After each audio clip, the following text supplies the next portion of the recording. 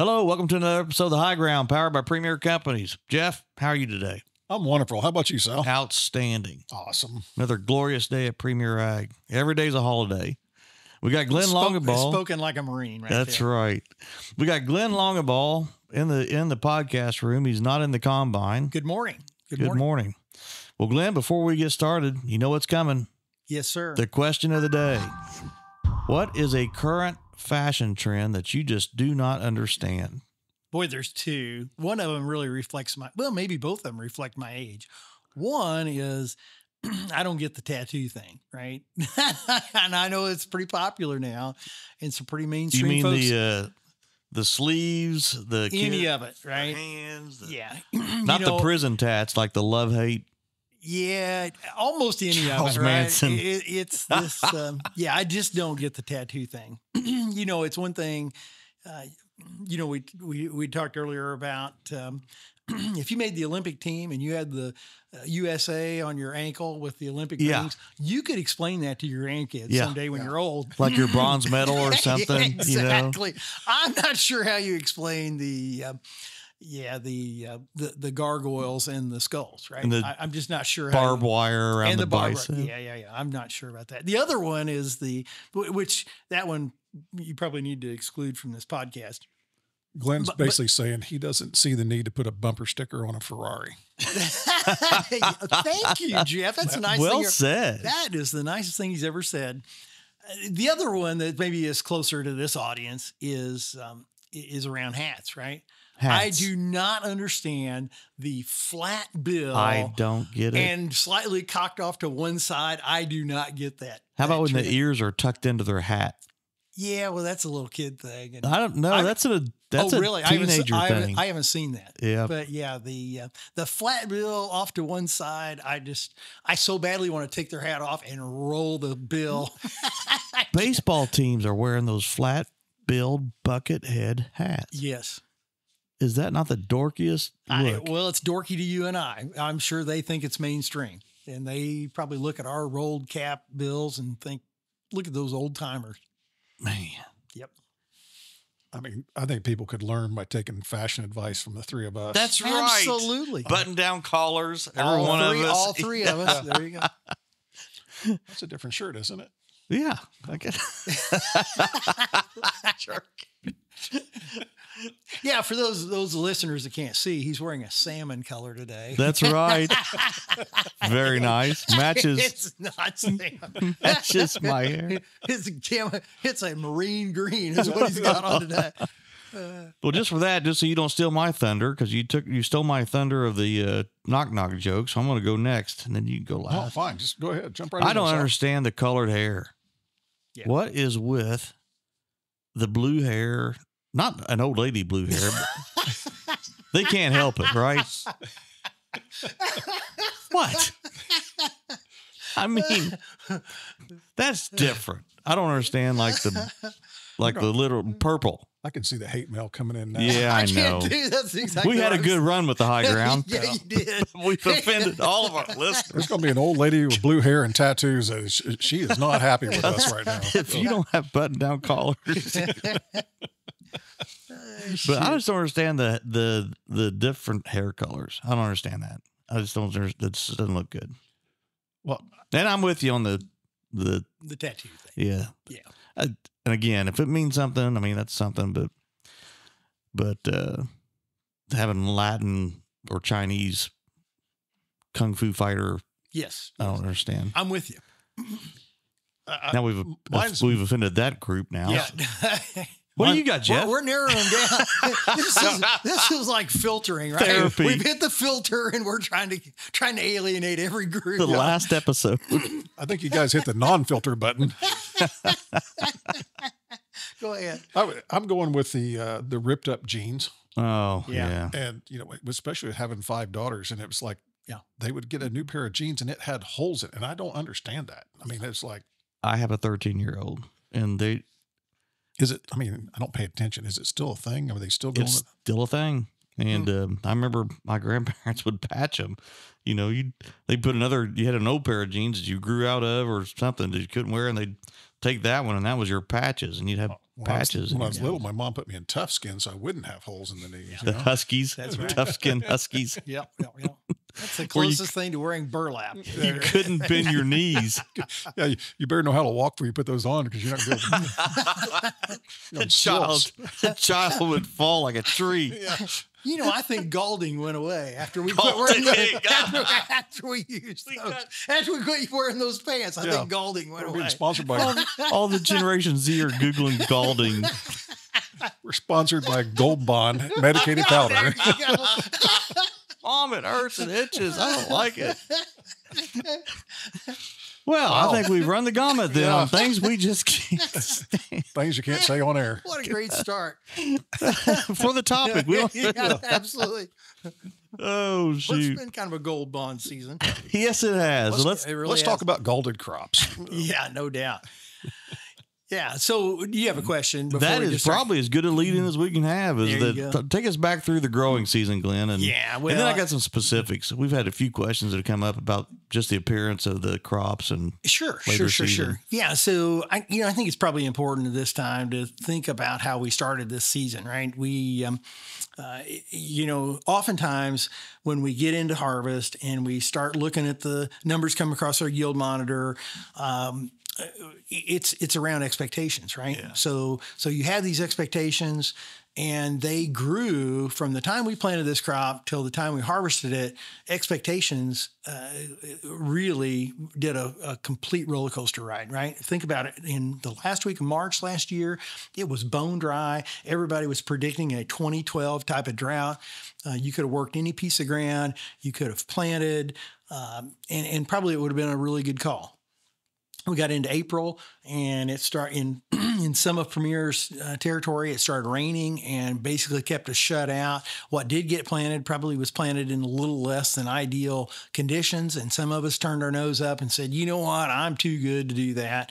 And then they turned around and did it in even wetter and poorer soil conditions in the latter part of May, first part of June, right? So I think we oftentimes forget just how inclement, just how suboptimal the environment was this spring, right? And so you look at the crop that we removed, those areas that they got off to a really good start that maybe didn't get that too much spring weather. Man, they've had an outstanding crop and maybe a new record yield, right? Some of those places where we didn't get off to a good start, when you guys interviewed me last, I was in the combine. Yeah. The best that farm had ever yielded, and I think it's probably because we got rid of the zeros, right? By getting rid of the ponded areas, right, with some surface drainage, we got rid of the zeros in the 60 bushel spots. The good spots really weren't any better. It's that the poor spots brought the average up. Yeah, we brought the average up. But was that a change? Had you done tile recently, or is that just not having the toad strangler range? If you would have paid attention to that podcast, you told us exactly what you did. Jeff, he does my review, so I'm gonna give him the benefit of the doubt. It cost you about $12,000 or $13,000 to do that project. Exactly. My gosh, you are such a great student. You. What a great student. Yeah. So did you realize a return on your investment? You know what? I'm going to assume that he knew all that, and what he really did was throwing the audience a bone for those listeners that didn't catch it the first time. We have new listeners every week, Jeff. You stole the thunder. You just bailed him out, didn't you? I did. Like I said, he does my review, and so what I would say is that was what we did was we spent. What a lot of folks would think would be a fair chunk of change on some 21st century technology. I had a guy that has the ability to come in and cut ditches on grade. And when I say on grade, we're talking 0.5% slope, right? Over 3/4 mile. That's pretty hard to do with your flipper ditcher behind a TW15 Ford, right? It's pretty. He's not just pulling up on the hydraulic lever every once in a while. Exactly. Looking behind like he's got a greater blade. And so it's RTK, or actually it's a little different system, but yeah, and what it did was it drained those subtle little ponds you have that never have quite a full crop and sometimes have no crop. It brought those up, right? And so does it make you a swamp buster? It does not, because that had been historically drained. So let's not go there, right? Yeah, please. Yeah, the National Food Securities Act. I was in trouble for that one time. I don't ever want to get in trouble for that again. By the way, that was ditching out a I guess we're probably past the statute of limitations, and I got spanked over that pretty good. But I was ditching a county road ditch out and discharged it into the floodplain, right? And I found out that's good initiative. That's not something that you don't want to contest. Sounds like right? Good initiative to me. Bad judgment. Yeah, maybe I did. But good initiative. So I had the county's approval to dig out their ditch and put it right where they had always put their tailings before. But I found out that was you had one guy's approval, probably. Yeah, I called the commissioner, and it was all. I thought I was good, but anyway. When they take you off in the little room and say, Mr. Longabaugh, you need to put together a restoration plan, then it's all good. So that's one of those experiences that I really don't want any of our listeners to go through. And of course, it typically means that you had somebody else out there advocating for you, turning you into the Corps of Engineers, right? Is what that normally means. Oh. Yeah, in this case, it was the national. It was a wildlife refuge, right? Wanting the drainage to be screwed up. Anyway, back to this particular farm. It's the best it's ever been, and was really ecstatic. But I think I told you at that time that I was a little worried about the late planted corn, right? Yeah. The late planted corn looked better than the early planted corn. The stature was taller. It was more robust all season. It had better color, I felt like. I just thought, man, this late planted corn, it looked so good early. But when we got towards the latter part of grain fill, man, it got really, really dry. And you saw it in soybeans, you saw it in corn, both. And I think we found that, we found exactly what we expected, right? There were some surprises on this late planted corn. Yeah. Not that it was a total disaster, but we didn't have, you think about the previous 4 years. We have had 4 years in a row where the late planted corn was almost as good or better than the early planted corn. Right. It's given guys confidence to say, hey, let's just go plant beans early and we'll wait for conditions to get perfect to plant corn. And that's been a great strategy for the previous 4 years. This year, that could have got you shut out on corn planting. You went in late. And if you were in one of those areas where it got crazy dry in August and the first half of September, before the first hurricane hit, then you were probably hurt. Yeah. And like I said, it's not terrible corn. It's the difference between probably... I don't think we even lost any kernel number, right? The ears are still filled to the tip, Sal. It's the differences in kernel depth, right? It's kernel weight. And I think these late planted crops, if we actually went out and counted them, we'd find that there's probably close to what we used to consider normal, 85, 90, 95,000 kernels per bushel, where that early corn that looked pretty common all year surprised us because it was, 65, maybe even 60,000 kernels per bushel, right? So it's no longer, I remember when I was in college, it's been 40 years ago, but I remember a professor, he's still there, by the way, told me a kernel is a kernel is a kernel, right? And that was true at the time, but today that's probably not true, right? One of the things, a couple of weeks ago, I got to go visit with my agronomy peers. We went to St. Louis, and one of the speakers was Dr. Satirius. He's from Iowa State, and he's got a really aggressive research program looking at all the metrics of corn production for the last 40 years, right? Trying to really tease out how much of this is genetic gain from the folks in white coats breeding corn more successfully, and how much of it is actually management. And interestingly enough, one of the metrics that's really changed is kernel mass, right? And it's, kernel weight. And I'm not talking about the density. The kernels aren't more dense. They're just bigger kernels, right? So it doesn't really impact your test weight so much. It's a function of when you count, 32 in length and 16 around, there may actually be 25% more mass there with the same number of kernels as what there was, 30 to 40 years ago. I'm looking forward to hearing at the grower meetings this winter, some of the findings that you found out. Yeah, there. We'll definitely share that. So if I'm a grower and my early planted corn was significantly better than my late planted corn. Yes, sir.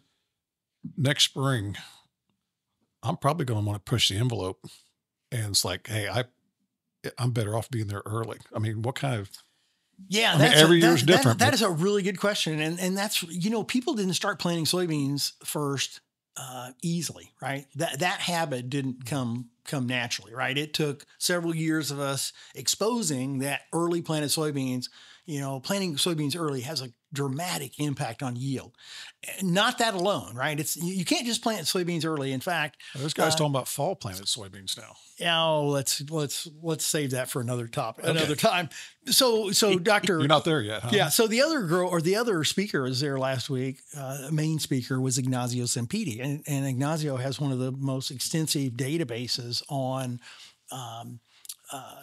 all kinds of metrics around soybean production. And one of those is around early planting. Well, one of the things that they found is that early planting alone, it does increase yield slightly, but the variability between the highs and lows on early planted is really wide. As you go forward, yes, the average yield is coming down, but the range between how you manage it narrows up, right? So if you're going to plant beans early, which is what we discovered, early planted beans have way more yield potential. You just have to manage them more intensely, right, to really get those top yields. You can't just forget about them. That's correct. If you're going to plant really early, you have to do it under the premise that I'm going to manage these to be successful. And that's sometimes counterintuitive, right? It doesn't mean just going and throwing a bunch of groceries at them. It means, hey, I might have to pull the seeding rate back. I need a more optimal seeding rate, or maybe I need to increase the row width, right? Because I'm going to get more vegetative growth. And if you create an environment where initially you have more light into the lower canopy, you'll tend to lower that stature, right? They don't tend to reach. You think about 30-inch row beans versus 15-inch row beans. Which ones are more robust when they're 6 inches tall, right? Or which one reaches 6 inches tall first? Well, it's not the 15-inch row. It's the 30-inch row, because the inner row competition it forces them to reach.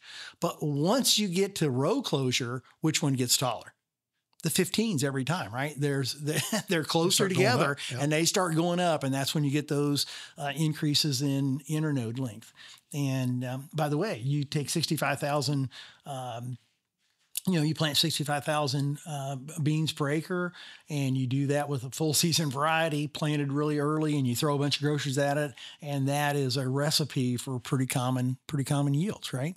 But if you manage the variety, right? Maybe use something a little earlier, maybe use a full complement of seed treatments, maybe, think about thinning that stand to a more optimal number, whether that's 120,000, 110,000. It's somewhere probably in that 100,000 range. We just hate to flirt with it because, boy, when you don't get a stand, then that's a double whammy. And then it's about protecting it maybe later in the season as opposed to earlier in the season. But, I think what you really want to talk about was this year. And when it came to corn, there's good crops early and late planted. It really was probably more about how did you put it in the ground, and when did you get weather on the tail end? That,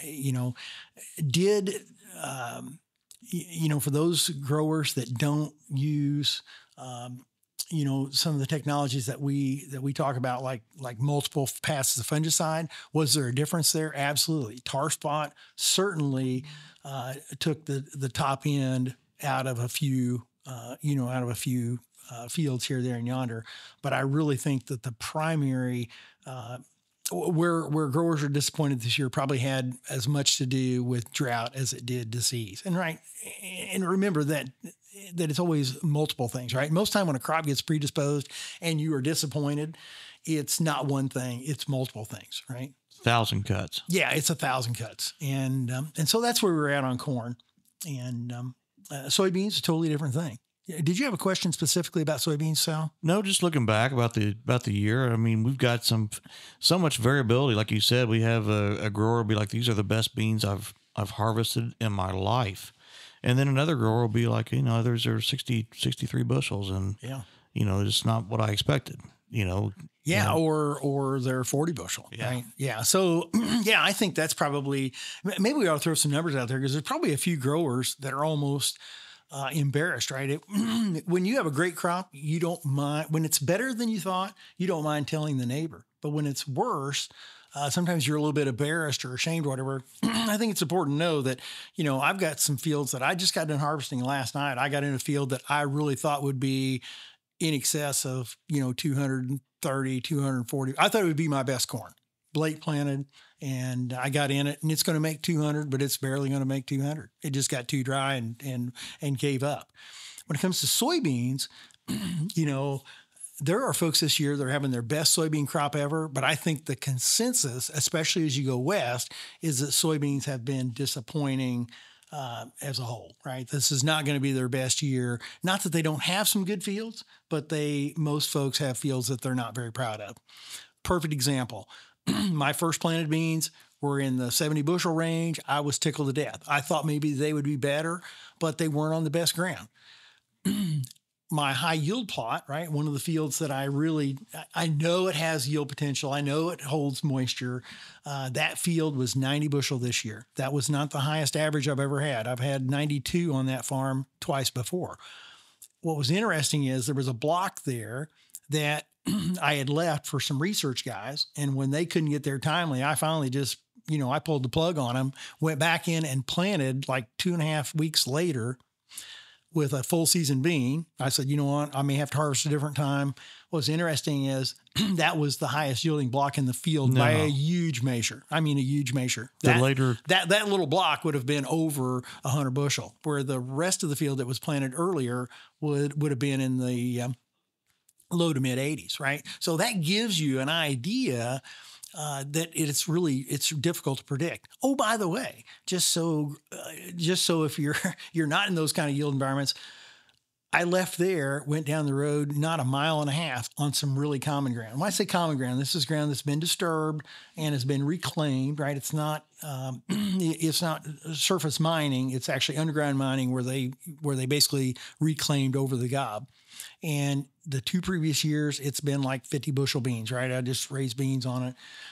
This year, 17 bushels. No. Within a mile and a half of the field I just said made 90 bushel, right? So that gives you an idea of the kind of variability. But really, when you look back at this year on soybeans, it was almost all about the weather on the tail end, right? And, when shortly after the last not the last hurricane, but the hurricane that dropped the rain here that Joe was talking about this morning, shortly after that hurricane went through, you notice big areas of fields that turned black almost overnight, what looked like overnight. And if you investigated it more closely, what really gave it the black color, if you're driving down the road and you see these kind of checkerboard's not really the right description. It looks more like calico. It looks like a calico cat, right? There's these irregular shape patterns of just black beans. But what made them black was that they died so prematurely and so quickly that they didn't dry up before they became necrotic, right? If you die slowly, the necrosis will manifest itself as like a brown color in the leaves. When it dies really quickly and there's moisture, they typically turn black. And that's what you're seeing is the leaves that are hanging, the petiole stayed attached and the leaflets stayed attached to the petiole. And you're seeing these black leaves hanging on the plants. And what that is this is not always definitive, but we've looked at enough this year that when that's a symptom, by the way. That doesn't tell you what the disease is. It just says it's likely to be this group. When you actually look at them closer and you see the microsclerotia all over all over the lower stem, and when you cut the stems open and there's microsclerotia, these little black specks all in the cortex, then it's pretty obvious that it's charcoal rot, right? Charcoal rot's a macrophamina.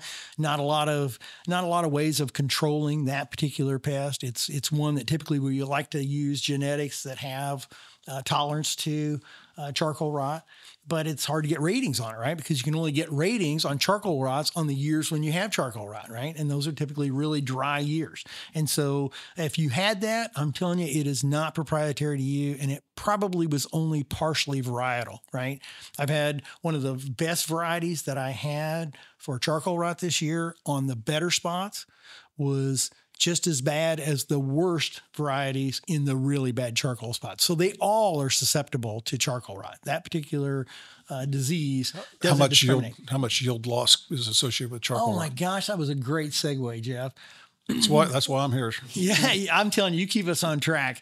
Yeah, so I'm thinking early in the week, I told you Monday that I was going to finish up beans. Yep. Where I was at Monday, in the spots of the field where it was kind of this particular variety was a light tawny, right? So it should have kind of a tanned, almost pinkish color, right? Where the beans were tanned to kind of pinkish colored. As the combine went through them, you watch the yield monitor, 60, 65, sometimes you'd even see a 70, right? It's on some pretty rough ground. When it went in the areas that were black, you'd see the thing start pulling down. Oftentimes it'd be down in the 20s. Oh my goodness. But certainly the 30s, right? So, if your beans were disappointed and you saw the symptomology, it is not necessarily anything you're doing wrong, right? It's a function of disease, which happened probably initially back when it was wet this spring. And then it was when we got dry, that's when you really see it favor that symptomology that you get from charcoal rot. But it's very, very common. And I would say if you had me to put a number on it, the minimum is probably in the 15, 20 bushel range. And it can be as much as 30 bushel difference, Wow. maybe even 40 bushel in the really bad spots. But no management changes or practices to. Well, here's what I would tell you. Go back, those fields that were really poor, go back and look and see what variety you had on it. Because there were some varieties that were just like canaries in the coal mine, right? That were significantly poor, right? I had a 3.7 that I thought was below it was below par. I had a 4.2 that I thought was above par. But when it was really bad charcoal, they were both equally bad, right? Okay. So yeah, I think it's varietal. Obviously, if we can thin the herd of it's hard to raise high yield soybeans with systemic disease. And by systemic disease, I'm talking about the ones that we don't cure foliarly with fungicides, right? So you think about Cercospora leaf spot, you think about, or leaf blight, when you think about frog eye leaf spot, which is also Cercospora, you think about Septoria, you think about these foliar diseases, we can treat those, right? What we can't treat is it's very difficult to treat SDS other than prophylactically, right? Which is Fusarium vulgariforme or Fusarium solani or just Fusarium root rot or red crown rot or brown stem rot or Sclerotinia white mold or macrophominas like charcoal rot or the diaporthes like stem canker and phomopsis, right? You cannot effectively cure those in season, right? So you have to do that prophylactically, one, through picking really good varieties that you're sure have been through an extensive testing program like the cropland program, right? Which not only looks at the cropland varieties themselves, it's looking at all of the brands that are under the cropland banner, which would be DeKalb, Asgrow, Brevant. It would be, the NK, Syngenta companies also. So yeah, it's about picking the right genetics. It's about putting a full complement of seed treatment on there, right? And there's folks out there that are selling seed treatments that have it's like the kitchen sink of treatments, right? It looks like a full complement, but it's a full complement of half rate, right? Yeah. Well, that's not, when you see a brand, right, you can have if you have a mixture, right? It's absolutely legal to have a mixture of seed treatment that's under a private label brand that doesn't share the concentrations or even the components, right? But the really credible seed treatments out there give you the individual components, right? All the different fungicides. And by the way, there's not one fungicide. It takes a full complement, right? There are fungicides that are really good at the killers, right? The water molds, the Pythium and Phytophthora. There are, in fact, we use multiple fungicides just for that one group, right? And then there are some fungicides, whether we're talking about Adepidem or thiabendazole, fludeoxonil, right? There's other fungicides we use for the nibblers, like the Rhizoctonia and the fusariums, right? So I was thinking about selatinol, which is a Rhizoctonia product, right? So it's not just about having a seed treatment, it's about having a full complement of seed treatment and a full complement of seed treatment at the right rate, right? This would be the equivalent of thinking you're going to go out with, when we try to kill herbicide-resistant weeds, right? We don't go out there with one product and use a half rate and expect to have success. And yet that's almost the way we treat seed treatments in some cases. And there's no second chance. And there's no second chance. That's exactly right. I don't think it's ever been as bad as it is today. Is the some seed companies that keep that information so tight that they won't tell what's in the seed treatment components or the quantities of those components. That's right. And it's such a disservice. It is. It absolutely is. So again, we're probably not going to fix. We're not going to completely fix this particular problem, right? With seed treatments, but it's using the full complement of things at your disposal, right? There's no question that if you're using fungicides in season, you didn't control systemic disease, but if you took pressure off the plant from foliar diseases, then that helped mitigate some of the effects of the systemic disease that you couldn't control. Does that make sense? Yep. So it's that. So you're fighting disease from the cradle to the grave, from absolutely the time you plant it till you get to harvest. Absolutely, and you're also fighting insects, and you're also fighting weed pressure, right? I'm sure there's growers listening to this saying, well, gee, I certainly didn't have my highest yields where there was a bunch of water hemp in the field either, right? And that becomes, there's a yin and yang there. I'm suggesting that we need to use lower seeding rates, maybe go to wider rows, but you can't use lower seeding rates and wider rows if you've got herbicide resistant weeds that you can't kill, right? You have to have the old shade. Yeah, you have to have crop competition because crop competition still does the majority of the heavy lifting on weed control. So I know this thing is morphed from one thing to another, but one of the things I would love to tell growers, for those that are listening, is if you have fields that are disappointing, and all you hear from the neighbors, oh, that's the best crop I ever had. Trust me, it is not just you. We have plenty. There are plenty of places, and it's really across the entire geography, right? I'd say as a whole, the East was probably better for soybeans than the West. But I would also say that in the West, it's really about what kind of ground. If you're on a really good soil resource, man, you probably had outstanding soybeans. If you had some sand, right, something that got a little hotter, a little drier, never really had the stature to start with, probably you were disappointed, right? But we're coming out of, we're wrapping up harvest. Yes, sir. We've got challenges out there. We got lower grain prices, and as a grower, I'm going to be looking to, where can I cut and save? Because I've got to do something because I'm going to go into a tough year. What you're telling me is that we need to sit down and talk because there's a lot of things that we need to keep in there to preserve this yield. Oh, absolutely. Absolutely. So this is probably even more important to have I mean, really, the way that you're going to go to be successful in going forward, it's not about, I think seed treatment's too expensive. I'm not going to use seed treatment, right? That would be you'd be goofier than a pet coon to manage it that way. Write that down, Sal. We're goofier than a pet coon. Have you ever had a pet coon? No, I have not. Well, you think you're best buds until they take a bite out of you, right? So, maybe that wasn't the best. That derailed us. We lost the coon owners. Yeah, sorry. Another audience another is lost. demographic. Another demographic loss.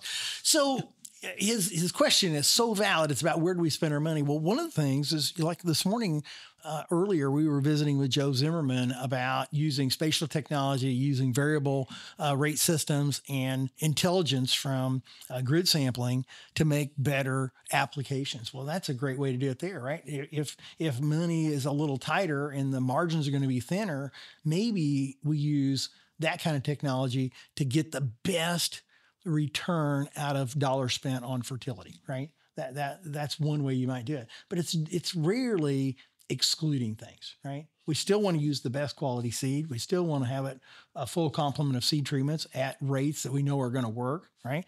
It's still about keeping them as weed free as possible. And most of the time you don't get weed free by going cheaper on residuals, right?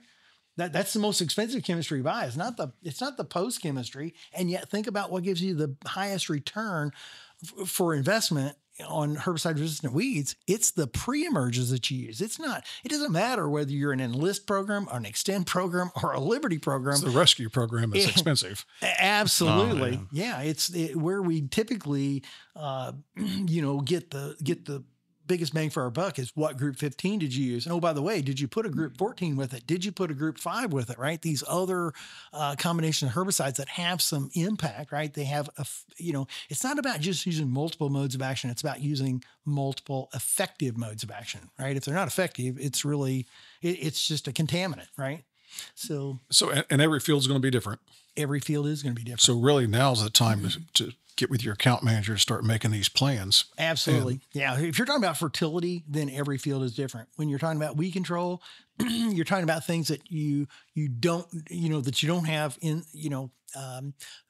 the difference between soil fertility is we have yield data from the previous year, so we know what we removed. And 2, we can use grid sampling to predict where we're likely to see the highest return, right? So those 2 metrics give you some really good insights to do it proactively. When it comes to seed, right, we could use,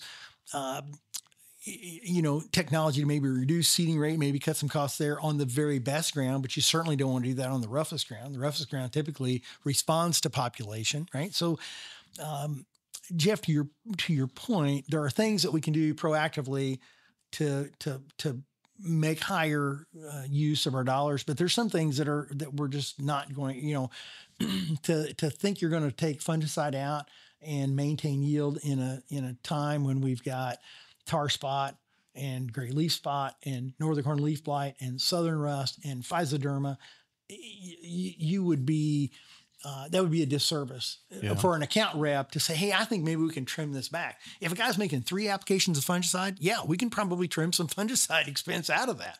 But if you're using no fungicide or you're using 1 pass and you're doing it at R1, you really there's not much potential to save money there. You really need to probably up your game, right? I think looking back on the year we just came through, and you add that to the last 3, like you said, the last 4 years, there is no reason to think that we're not going to have an event of some kind in 2025 that's either going to be tar spot or southern rust or something, gray leaf spot or something. Yeah. There's no reason to think that or something that we don't even anticipate. Who would Curvularia, right? A few years ago, I was asked, "Do you think southern rust is going to be bad this year?" It's like, you know what?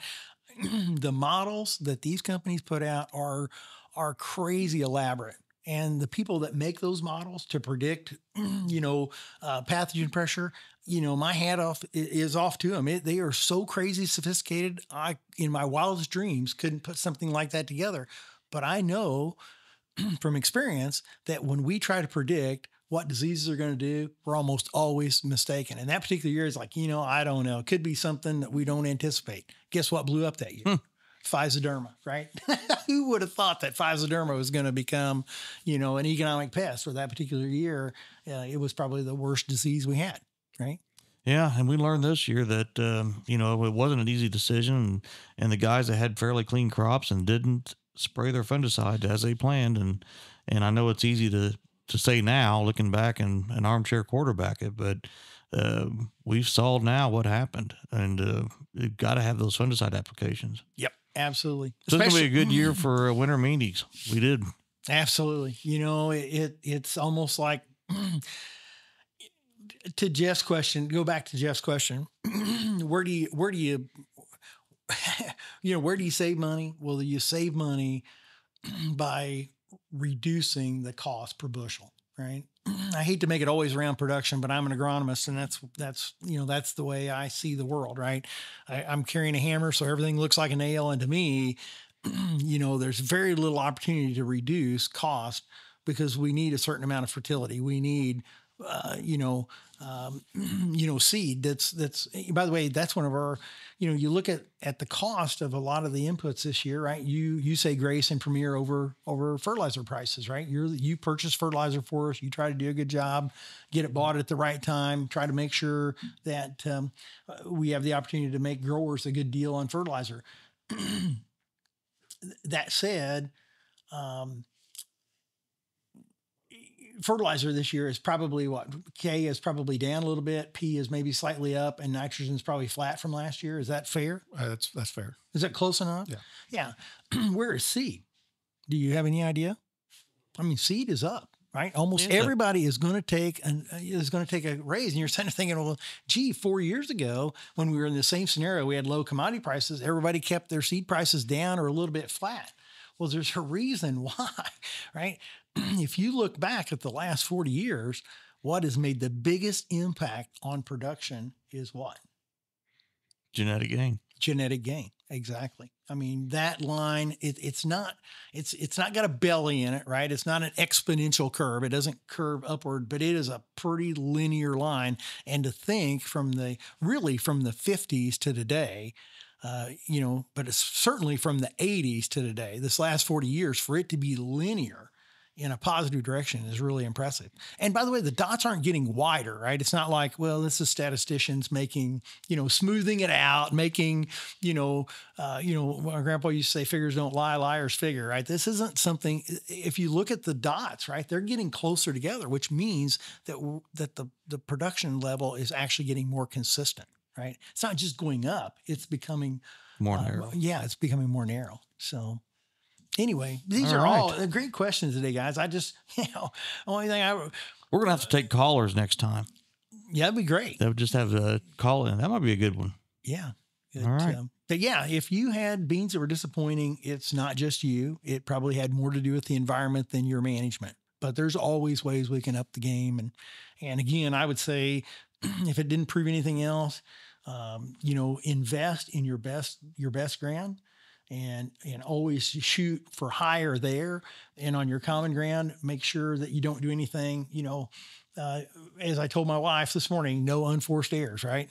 don't do anything that sacrifices the crop, but that's probably not where your big windfall is going to come from as we go forward. All right.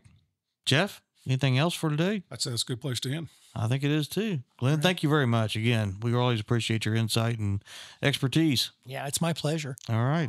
Well, that's another episode of The High Ground, powered by Premier Companies. Thank you very much.